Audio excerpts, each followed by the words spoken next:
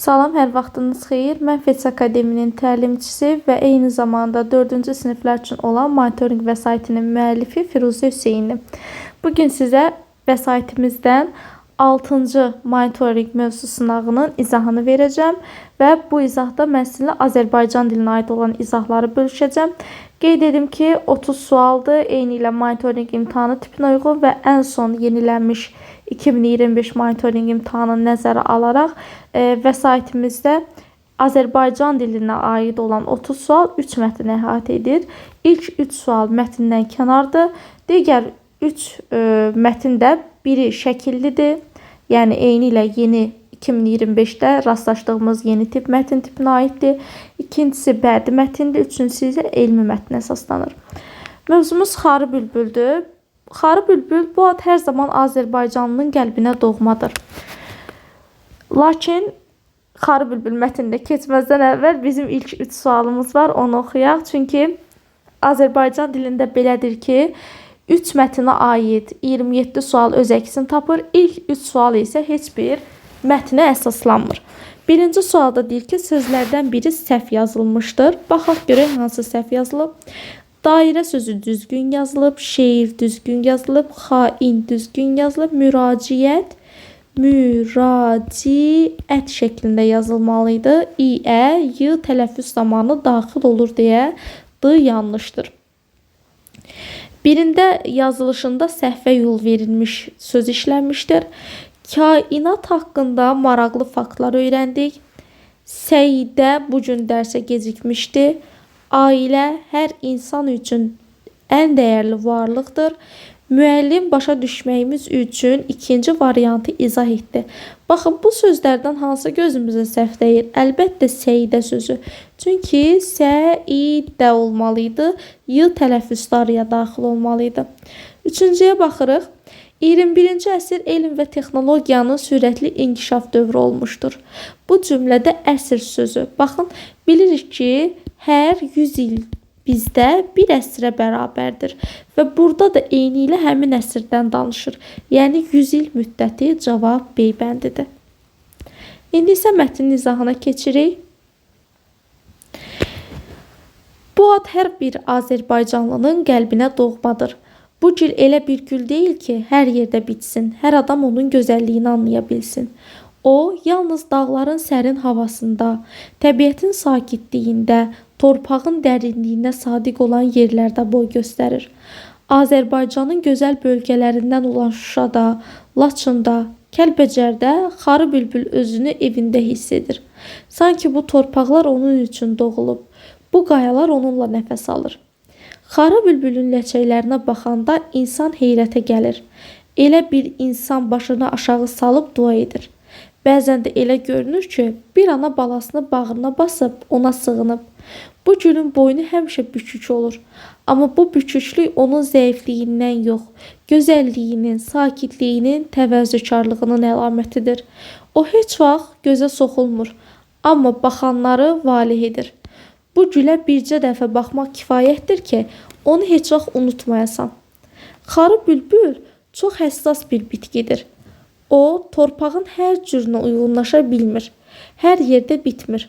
Bağçalarda yetişmir. Onun ürəyi yalnız dağlarda döyünür. Çünki o, azadlıq sevir. O, azad torpaqda, sülh içində boy atan bir güldür. Elə buna görə də insanlar deyirlər ki, harada azadlıq varsa, orada xarı bülbül açar. Bu gül zorla köçürülə bilməz, istixanada yetişdirilə bilməz. Onu yalnız təbiətin özü becərə bilir. Uşaqlar, bilirsinizmi? Xarı bülbül çox nadir bitkilərdəndir. Sayı azdır və getdikcə azalır.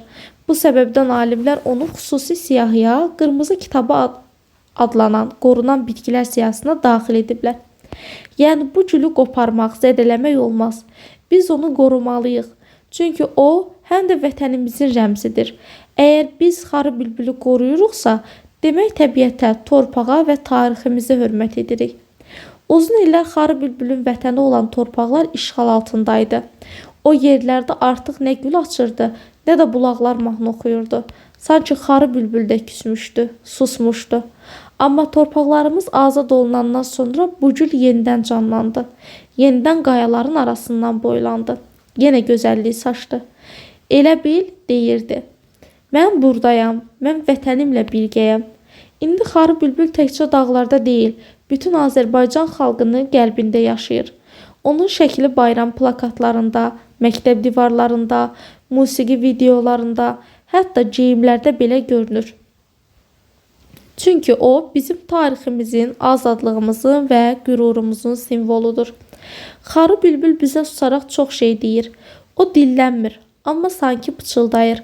Vətənimizi sevin, onu qoruyun, təbiətə zərər verməyin. Çünki mən bu torpağın nəfəsiyəm, onun qəlbiyəm.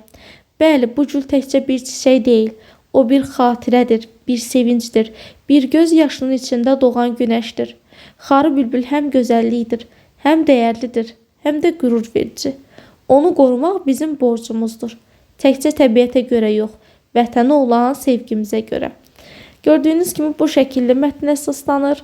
Keçən ildə belə bir mətn salmışdılar ki, danışdığı hər hansısa bir əşyanı digər bir əşya ilə şəkildə müzakirə edirdi və biz də eyni ilə mətndə Xarı bülbüldən danışsaq da şəkil üzrə Xarı bülbüllə orxideya gülünün müqayisəsi verilib.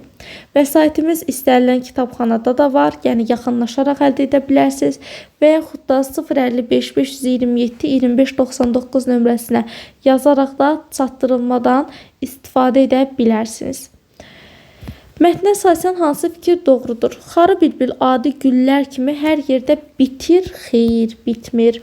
Xarı bülbül yalnız Şuşa və onun ətrafındakı dağlıq yerlərdə təbii şəkildə bitir və azadlığı sevir. Cavab B bəndidir.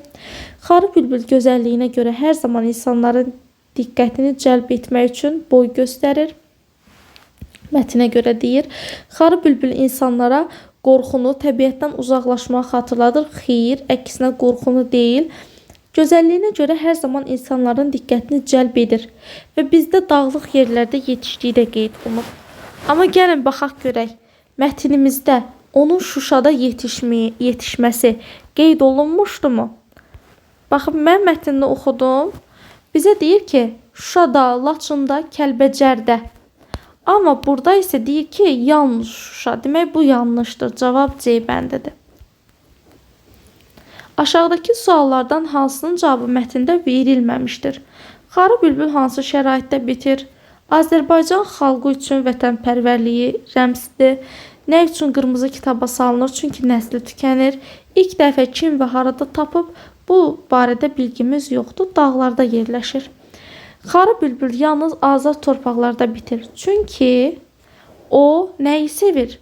Azadlığı və təbiilik olmadan yaşaya bilmir. Ona görə cavab C bəndidir. Bizə deyir ki, aşağıda Xarı bülbüllə bağlı verilmiş fikirlərdən hansı mətndə qeyd olunmuyor və bu gülə aid deyil. Xarı bülbül gözəlliyi və təvəzzökarlığı ilə seçilən bir güldür. Bəli, düz deyir. Xarı bülbül azad torpaqda bitir və zorla köçürülə bilməz. Mətndə də eyni ilə bu cümlə var idi. Hər yerdə yetişmir. Bu yanlışdır. Müəyyən ərazilərdə dağlıq zonalar, Şuşadır, Laçındır, Kəlbəcərdir. Bunlarda yetişir və bu da mətndə qeyd olunmuşdur. Mətnə əsasən Xarı bülbülün hansı xüsusiyyəti vurğulanmamışdır? Təvəzzökar və sakit təbiəti olması, qorunmalı nadir bitki olması, gözəlliyi və insanlara hisslər yaşatması, amma müalicəvi olmağı qeyd yox idi. Abzasla bağlı da sual salmışıq. Üçüncü abzası hansı yarımbaşlıqla adlandırmaq olar? Gəlin üçüncü abzasa baxaq. Qarşısında olsun nömrələr qoyulub. Çox həssas bir bitkidir. Hər yerdə bitmir və azadlıq sevir. Bunlardan bəhs olunur.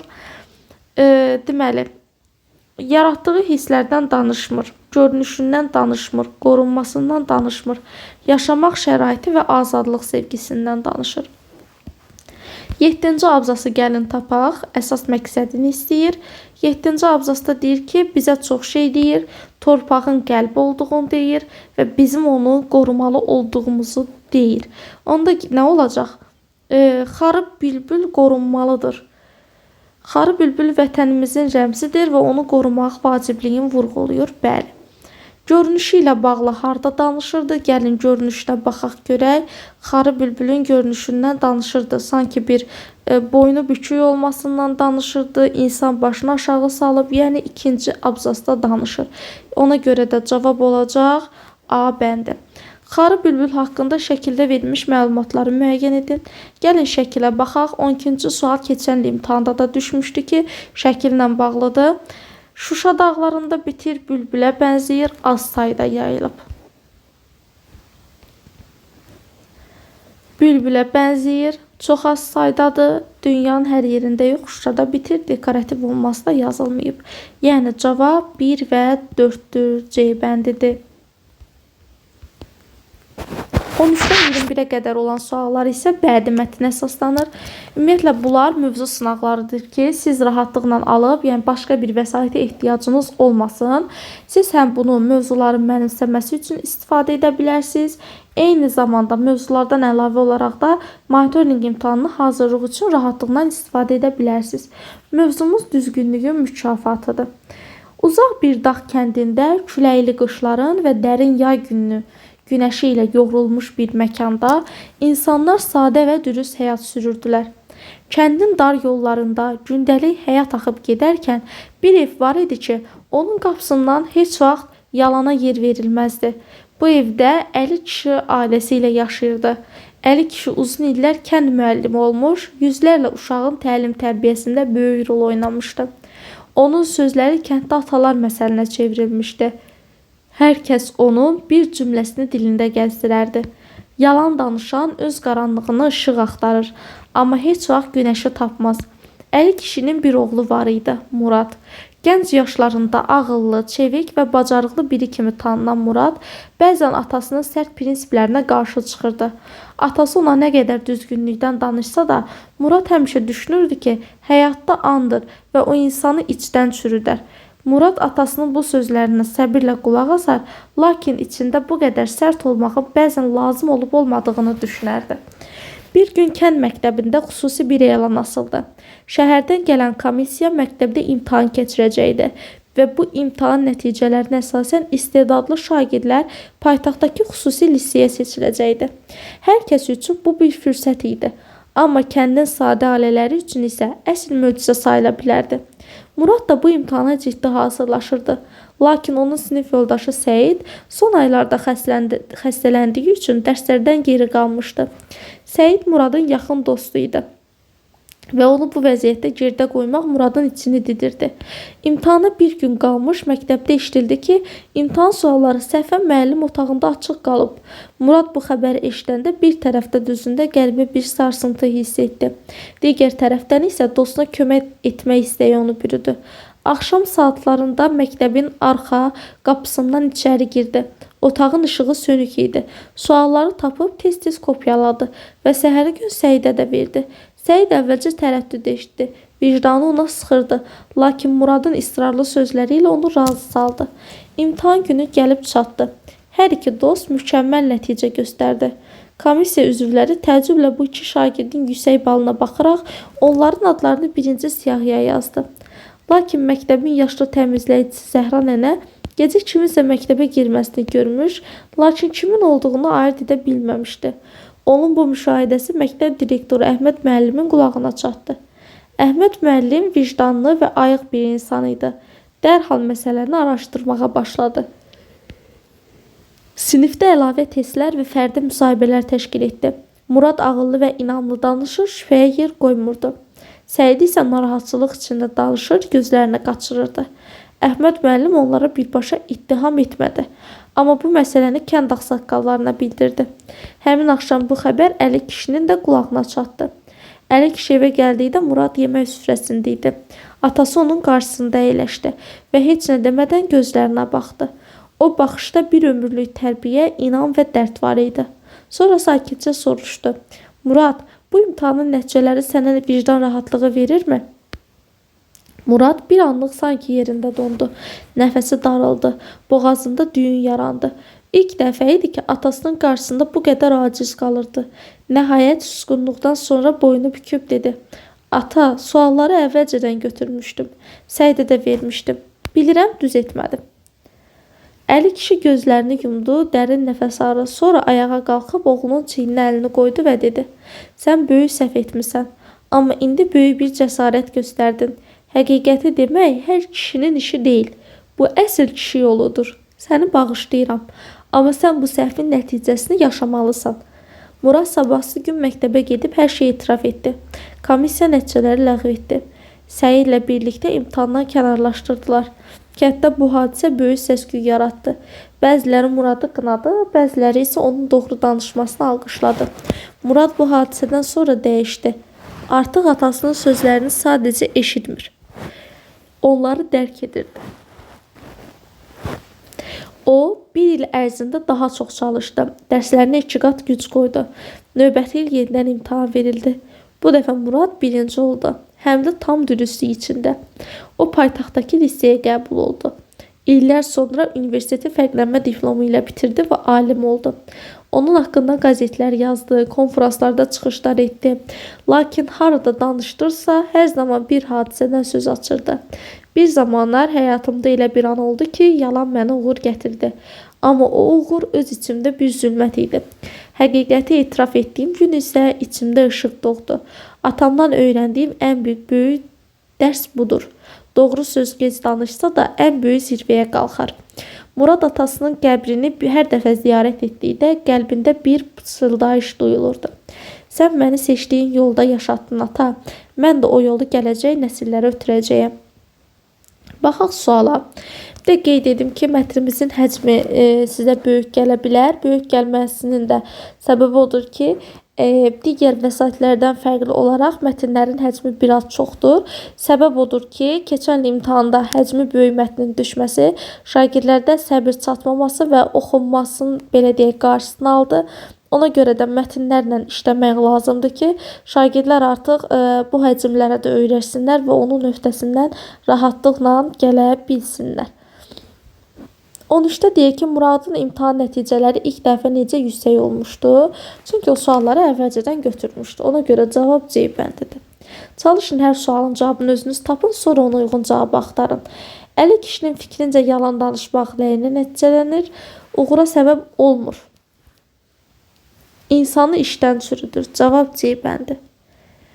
Səid imtahan suallarını niyə qəbul etmək istəmədi? Çünki vicdanı icazə vermirdi. 50 kişinin Muradın səhvindən sonra onu bağışlamasının əsas səbəbi nədir? Çünki o dürüst olmuşdu, düzün demişdi. Deməli, cavab hardadır demək? Görək, gizlətməyi bacarmasına yox. Murad özü vicdan əzabı çəkərək doğru danışmağı seçdi və bu dürüstlüyü də atası yüksək qiymətləndirdi. Muradın hekayəsinin sonunda uğur qazanmasının əsas səbəbi atasının yolu ilə getməsi idi. Deməli, hardadır? Cavab B bəndidir. Mətnin mövzu və ideyası. Mövzu uğur qazanmaq yolu qeyd olunub. Doğruluq və dürüstlük idi mövzumuz. Yəni cavab B ola bilər. Gəlin C ilə D-yə də baxaq. Təhsildə rəqabət deyildi, valideyn və övlad münasibəti deyildi. Mövzumuz doğruluq və dürüstlük idi ki, ata da nə deyirdi? Deyirdi ilk cümlədən bildirilmişdi ki, mətndə yalanı sevmirdi. Demək, doğruluqdan danışır. Hekayədə doğru danışmaq hansı mənəvi dəyər kimi təqdim olunur? Deməli, özünü müdafiə etmək üçün xeyr, məcburi davranış yanlışdır. Ən çətinanlarda belə insanı ucaldan daxili rahatlıq verən prinsip kimi. Cavab D bəndidir. Bir mətn hissələrinə yarımbaşlıq ola bilməz. Vicdanın səsi qarşısında sükut, uğur və əxlaqi dönüş nöqtəsi, dostluğun unudulmaması dostluqdan danışmırdı. Səhv etmək haqsızlığın qələbəsidir. Bəli. Mətnin məzmununa əsasən cavablardan neçəsi doğrudur? Gəlin baxaq. Murad ilk dəfə imtahandan yüksək bal toplasa da, bu uğuru tam öz gücü ilə qazanmamışdır. Bəli, düz deyir. Əli kişi oğlunun səhvini eşidəndə onu evdən qovdu və cəzalandırdı.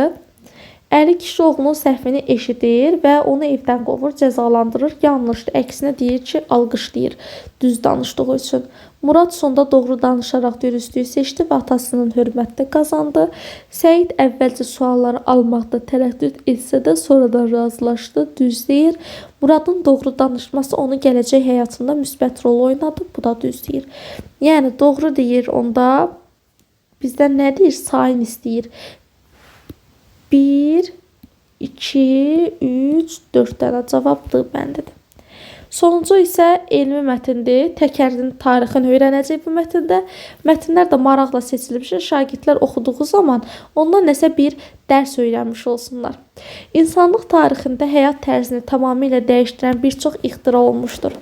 Lakin bu ixtiralardan bəlkə də ən sadə görünən, amma ən mühümlərindən biri təkər olmuşdur.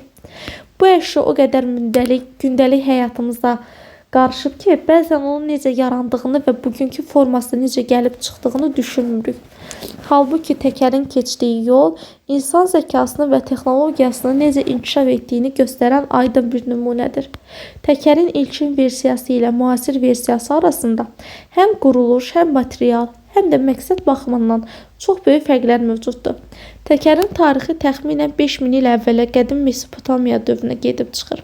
O dövrdə insanlar ağır yükləri daşımada çox çətinlik çəkirdilər. Onlar daşları və ya odun kötüklərini yerə düzüb, onların üzərində yükü sümükləmə ilə daşımaya çalışırdılar. Bu üsul həm çox zəhmətli, həm də səmərəsiz idi. Məhz belə bir dövrdə təkər ilk meydana gəldi. Əvvəlcə ağacdan hazırlanmış, içi dolu disk şəklində olan təkərlər düzəldirdi. Bu təkərlər düz və bərk idi. Mərkəzində isə ox üçün dəlik yox idi. Onlar yalnız sürüşdürülərək hərəkət edilə bilirdi. Fırlanma funksiyası zəif idi. Bununla belə bu sadə ixtira o dövr üçün əsl inqilab hesab olunurdu. İnsanlar artıq yükləri daha rahat daşıya bilir, məsafələri daha az vaxta qət edirdilər. Zamanla təkərin quruluşunda dəyişikliklər edilməyə başladı. İnsanoğlu təkərin mərkəzini deşərək onu bir ox üzərində fırlanan hala gətirdi. Bu dəyişiklik arabanın idarəsini asanlaşdırdı, döngələrdə rahatlıq yaratdı və sürəti artırdı. Sonra isə taxta təkərlər dəmir halqalarla bərkidilməyə başlandı ki, bu da onların daha dayanıqlı və uzun ömürlü olmasına səbəb oldu. Beləliklə təkər təkcə yük daşımaq üçün deyil, nəqliyyat vasitələrinin əsas hissəsinə çevrilməyə başladı. Əsrlər keçdikcə təkərlər birlikdə nəqliyyat vasitələri də inkişaf edirdi. Bu inkişaf sənaye inqilabından sonra daha da sürətləndi. Artıq təkərlər tək taxtadan və ya dəmirdən ibarət deyildi. Onların hazırlanmasında rezin, polad və nəfəs dolu şinlər, müxtəlif qatılı materiallar istifadə olunmağa başladı. 20-ci əsrin əvvəllərində hava ilə doldurulan şinlər meydana çıxdı və bu avtomobillər üçün yeni dövr açdı. Belə təkərlər həm yollarda daha az sürtünmə yaradır, həm də maşının sürətini və idarəsini asanlaşdırırdı. Təkər artıq sadəcə fırlanan bir dairə deyildi. Onun formasını, səthinin quruluşunu, içindəki materiallar və təzyiqi nəqliyyat vasitəsinin sürətinə, təhlükəsizliyinə və yanacaq sərfiyyatına birbaşa təsir etməyə başladı. Müasir dövrdə təkərlərin versiyaları daha da müxtəlifləşdirilmişdir. Artıq hər bir nəqliyyat növü üçün xüsusi təkərlər hazırlanır. Avtomobil təkərləri, yük maşını təkərləri, velosiped və motosiklet təkərləri, təyyarə təkərləri, hətta kosmik texnika üçün təkər modelləri də mövcuddur. Hətta iqlimə uyğun olaraq yaz, qış və 4 mövsümlük təkər növləri hazırlanır. Müasir təkərlərdə ABŞ əyrək sistemlərinin uyğunluq, sürüşməyə qarşı qoruyucu səthlər, yanacaq qənaətinə dəstək verən dizaynlar və sair kimi texnoloji əlavələr mövcuddur. Bu təkərlər həm təhlükəsizlik, həm də rahatlıq baxımından bir neçə funksiyanı eyni anda yerinə yetirir.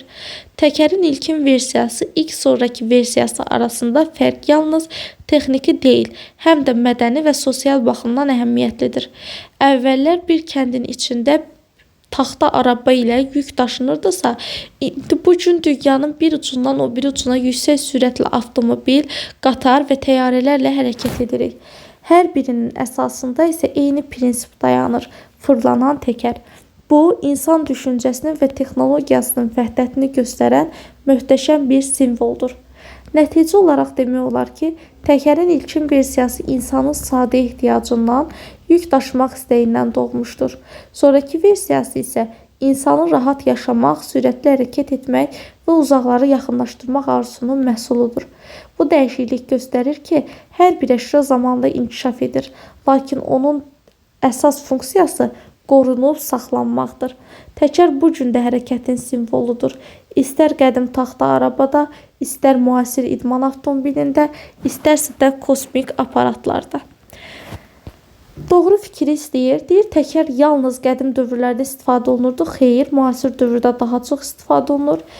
İlkin versiyası daha rahat idi. Xeyr, yanlışdır. Təkərin inkişafı göstərdi ki, zaman keçdikcə insan sadə ixtiralardan mürəkkəb texnologiyalara doğru irəliləmişdir. Cavab C bəndidir. İlkin təkər haqqında yanlış fikir istəyir. İlkin təkərlər insanlar tərəfindən yalnız oyuncaqlar üçün, xeyr, oyuncaqlar üçün istifadə olunurdu. Fırlanma funksiyası zəif inkişaf etmişdi. Bu doğrudur. İlkin təkərlər bəlkə ağacdan hazırlanırdı və ağır idi. Yük daşıma işində mühüm rol oynayırdı. Bəli, yanlış fikrimiz oldu. A bəndi. Müasir təkər haqqında hansı fikir yanlışdır? Müasir təkərlər müxtəlif nəqliyyat vasitələri üçün xüsusi dizaynda hazırlanır.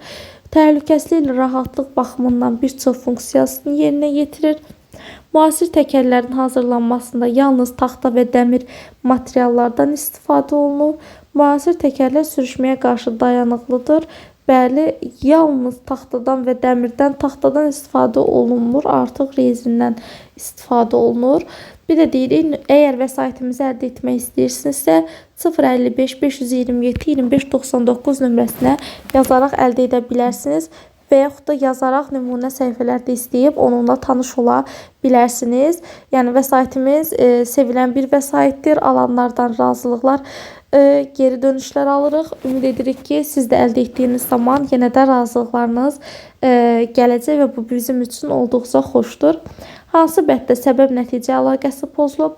Təkərin hava ilə doldurulan versiyası hazırlandığı üçün avtomobillərin hərəkəti daha rahat oldu. Səbəb-nəticədən danışır, düz deyir. İlk təkərlər içi dolu və ağır olduğundan onların istifadəsi çətin idi, düz deyir. Müasir təkərlər sürüşməyə qarşı yol qəzası artdımı? Xeyr, əksinə azaldı. Yəni cavab C idi. Mətnə əsasən ilkin təkərlərin əsas funksiyası nə idi? Sadəcə daşımaq idi. Ağır yükləri daha asan daşımaq üçün düzəldilmişdi. Deməli, cavab olacaqdı bəndi. Baxın, gəlin bir əvvələ qayıdaq. Bayaq oyuncaq söhbəti də var idi. İlkin təkərlərdən gəlin, baxaq görək hansı hissədə danışırdı. İlkin versiyası ilə fərqləri deyir. İnsanlar ağır yükləri daşımaqda çətinlik çəkirdilər. Baxın, ona görə də ağır yüklərdən söhbət gedir. 27-də deyir ki, mətnin məzmununa əsasən yanlış fikri seçin. Təkərin funksiyası zamanla tamamilə dəyişir və artıq nəqliyyatda istifadə olunmurmu? Əksinə. Elə bəs bu qədər maşın var. Niyə bunlardan istifadə edirik? Çünki istifadə olunur axı təkərlərdən. Ona görə. Mətnə əsasən ilkin və müasir bizə deyir ki, təkərin fərqləndirici məqsəd və xüsusiyyətlərinə görə hansı yanlışdır, bunu tapmalıyıq. Görək hansılar yanlış olacaq. Səhv fikri tapmalıyıq. Bunun üçün də nə etmək lazımdır? Bunların səhvin düzün müəyyən etmək lazımdır. Hansı birincidir, hansı səhvdir, bunları müəyyən etməliyik. İlkin təkər taxtadan hazırlanıb, içi dolu və ağır idi, düz deyir. Müasir təkərlər müxtəlif nəqliyyat vasitələri üçün xüsusi hazırlanır və təhlükəsizliyi artırır, düz deyir. İlkin təkərlərin əsas məqsədi insanlara rahatlıq və sürət təmini. Xeyr, bu ilkin təkərdə yox idi. Bu müasir təkərlərdədir deyə cavab C bəndidir. Biri təkərlərin oxşar xüsusiyyətidir. Hər biri yalnız taxtadan hazırlanmışdır. Yanlışdır, çünki müasir təkərlər yalnız taxtadan deyil. Hər ikisi hərəkəti asanlaşdırır. Xeyr, ilkin təkərlərdə asanlaşdırma funksiyası yox idi, yalnız yük daşıyırdı. İkisi də yalnız avtomobillərdə, xeyr, motosikletlərdə də, yəni yük maşınlarında da, arabalarda da istifadə olunur. Hər ikisi yalnız bir dövr üçün nəzərdə tutulmuşdu. Aha. Deməli, hər ikisi yalnız bir dövr üçün nəzər səhvdir. Cavab niyə B olacaq? İndi gəlin deyək. Çünki hər ikisi də hərəkəti aslında nə olsun ki, birincinin funksiyası yük daşımaq idi. Bəs yükü çiyinlərində daşımaq yerinə arabada daşıyırdılar da. Demək, bu onların da işini asanlaşdırırdı. Müasir dövrdə də işini asanlaşdırır. Yəni, yenə də asanlaşdırmaq üçün istifadə olunur. Sonuncu sualımızda deyir ki, dördüncü abzası hansı yarımbaşlıqla adlandırmaq olar? Yenə qeyd edim, nəticənizi rəylərdə bizimlə bölüşün və izahların davamlı olmasını istəyirsinizsə, mütləq şəkildə bunu rəylərdə bildirin və videonu paylaşmağı unutmayın. Nə qədər çox baxış sayı gələrsə, daha çox bəyənmə sayı, rəy gələrsə, həmin təqdirdə videoların davamlı şəkildə olmasını təmin edəcəyik. Dördüncü abzas deyir. Gəlin dördüncü abzasımıza baxaq. Bu birinci abzasdır. Bu ikinci abzasdır. Bu üçdür. Buradan artıq dörddür. Təkərlər inkişaf etdi. Hazırlanmasında bir çox materiallardan istifadə olundu. Bunlardan danışır. Deməli, müasir təkərdən danışır. İlk formasından danışmır. Yaranma səbəbindən danışmır. Təkərin istifadəsi qədimdə necə olub danışmır. Cavabımız olacaq C bəndi. Ümid edirik izah yararlı oldu. Növbəti izahlarda görüşənədək hələlik.